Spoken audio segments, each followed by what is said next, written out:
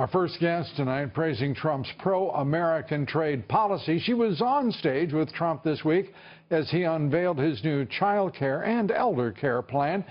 Joining us tonight, Congressman Marsha Blackburn of Tennessee. She's the vice chair of the House Energy and Commerce Committee. Great to have you with us. Let me start with 4% growth, 25 million new jobs. I mean, this is music to all our ears, and particularly our middle class and working families. How achievable do you think it is?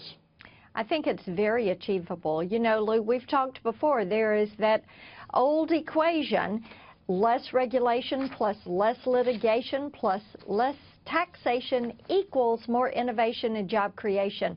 That's what Donald Trump rolled out in that speech today.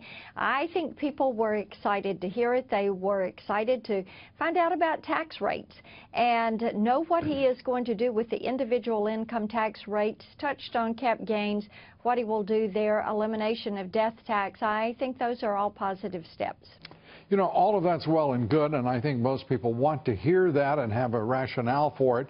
I think putting some specificity around 25 million jobs, 4% growth rate, rather than being asked, as our current leaders have, to accept a so-called new normal. There's nothing normal about what we're doing.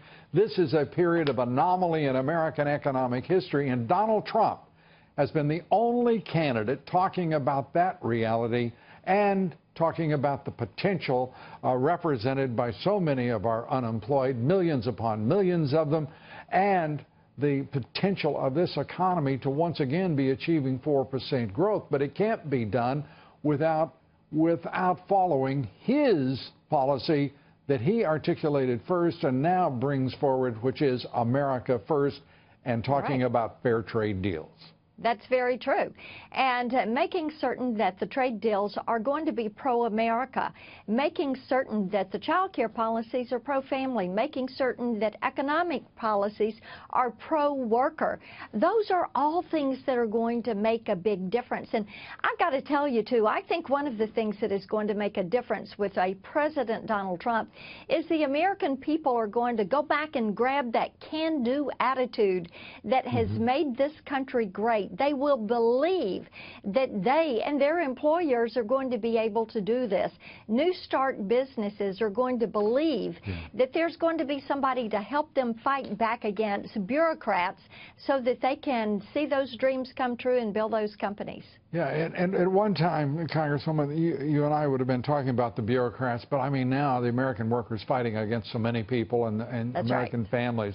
I mean, it's bureaucrats, it's politicians, it's the left, it's liberals, it's media, it is foreign competition that is being welcomed into this country and said, ask, which of our jobs would you like to take back? How much wealth would you like to result from your trade deals with this country? And Donald Trump, a fresh and powerful voice for the first time, looking to move toward the White House and the Oval Office, saying, enough.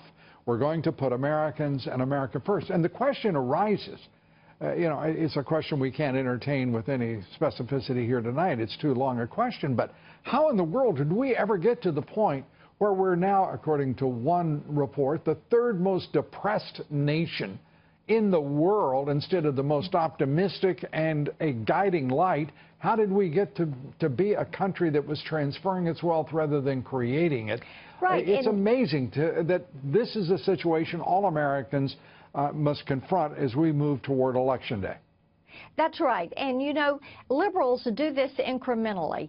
They chink away a little bit at a time at our freedoms. And they come in and they take a little bit more freedom. And you go back and you look at John Locke, the philosopher who so informed the founders of our country. What did he say? That the law should not be there to restrain and obstruct. The law should be there to preserve and enlarge freedom. That is what we need to return to, is understanding that the law should be there to protect the people, to enlarge freedom, to allow people Well, we can't do that. But, the great thing, Congresswoman, the great thing is we've got a candidate who is talking straight, identifying the problems, bringing forward solutions, and cutting through the nonsense and the pablum. And hallelujah. Now we're going to find out if the American people are smart enough to listen and to vote come November 8th. What do you think? Well, the polls say that that it is happening that way. He's up 5 points in Ohio. He is up in Maine. He is up in Florida. He's up in Georgia. He's up in North Carolina. I like these trend lines. I think the American people are waking up and they're saying we want to get this country on the right track. We are tired of wage stagnation, economic stagnation. We are tired of making certain that we have to wait to find out what the federal government is going to do. We're ready to put America first. We're ready to get back to work. Congressman, great to have you with us. Marsha Blackburn. So good to be with you, Lou. Thanks. Good to see you. Thanks so much. Yes.